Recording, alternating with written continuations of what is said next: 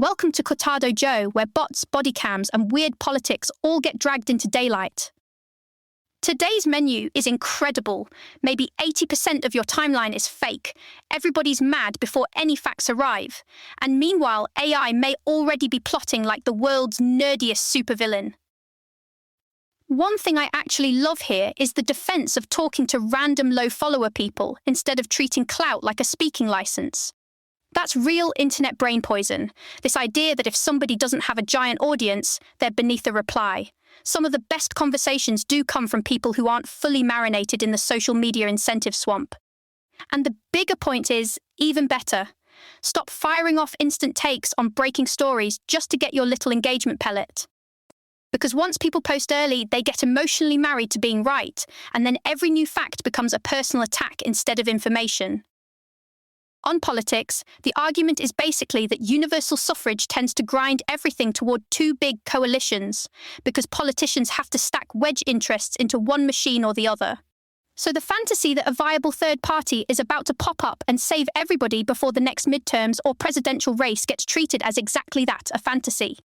Ballot access costs money, infrastructure costs money, NGOs and entrenched networks already dominate the lanes, and the existing parties are built to absorb or crush challengers. And hanging over all of it is the least shocking sentence in modern life: corruption is bipartisan. Red, blue, same basic incentives. People run for jobs with official salaries that are modest compared with the money-orbiting power, influence, consulting, campaigns, and all the rest of the magical wealth generation ecosystem. That's why voters tolerate a lot of grime if they think their side will deliver on the one wedge issue they care about most. The Corey Ruiz case is the perfect example of why public trust detonates when body cam footage is missing. You've got bystander video, conflicting claims, questions about whether officers were stabbed during a restraint, and then the giant hole in the middle of the story, the camera evidence people expect to exist. Once that gap opens, everybody fills it with their favorite theory. The cops are lying, the crowd is lying, the media is lying, the algorithm happily serves all three. They also get into tasers not being magic wands, and honestly, that part matters. People act like every police encounter has an obvious, clean, non-lethal solution, when reality is messy, training varies, suspects vary, and everything goes sideways in seconds. That's exactly why instant verdict culture is so dangerous. Incomplete evidence plus maximum confidence is how you get social unrest with a conspiracy chaser. Now for the really cursed part, the claim that during Elon's Twitter purchase, an FBI analyst estimated up to 80% of Twitter traffic was bots.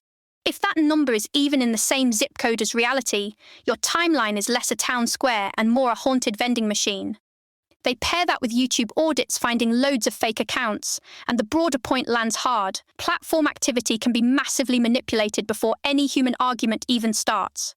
And it's not just bots, it's paid activism, organized campaigns, donor-funded pressure groups, all this narrative manufacturing that gets dressed up as spontaneous public feeling.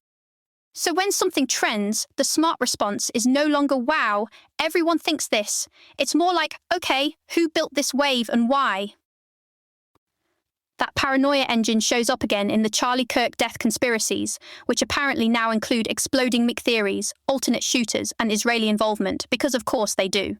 The hosts focus on the boring but important stuff, alleged forensic problems, no obvious burn marks or smoke consistent with the pager-style explosion theory, blurry public footage, and claims that clearer courtroom video tells a different story.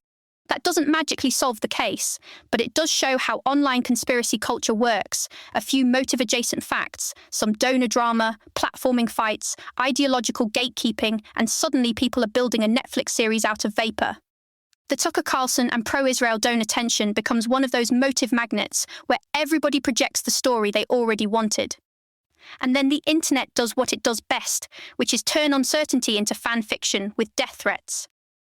Then the conversation takes a hard left into AI, and honestly, it's the kind of left turn that makes you check whether the back door is locked. The framing here is that modern AI is starting to look less like a fancy hammer and more like disembodied intelligence with its own weird incentives.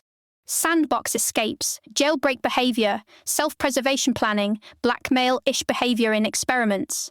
That's the stuff that makes the phrase just a tool sound deeply outdated. At the same time, they're not saying the sky has already fallen. Some technologists think AI is still partly a bubble, with the clearest consumer value mainly coming from interactive models like GPT. But the warning is simple and fair. Progress is moving fast enough that slower rollouts and real oversight would be a pretty reasonable idea before we accidentally beta test a species.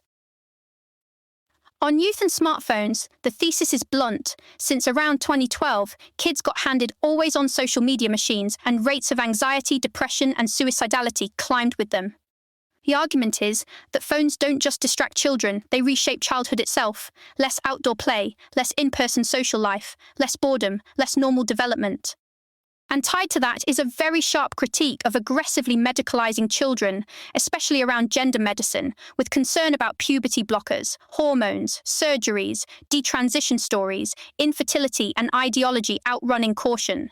Even if you disagree with parts of that, the core complaint is hard to miss. Way too many adults are acting with absolute certainty in areas where the long-term consequences are enormous.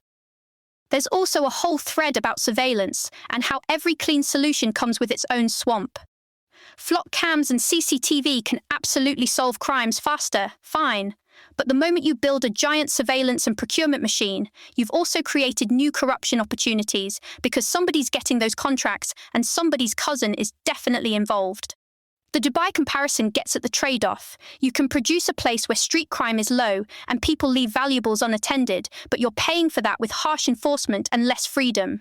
And in one of the episode's more unhinged but funny corners, there's even joking about dueling as a social correction mechanism, which is maybe not policy-ready but does capture the frustration. That same frustration runs through the wealth redistribution critique too. If government is already wasteful and corrupt, just pumping more money into the machine doesn't automatically produce justice. It may just produce a better fed machine. Two more quick hitters, because they actually fit together better than you'd think. First, the religious point. Christianity is presented as a stable moral scaffold with fixed oughts, redemption, and a durable standard, in contrast to secular or progressive frameworks that keep revising themselves and then pretending the revisions were obvious all along. Second, the wildlife stuff is basically a museum of elite overconfidence.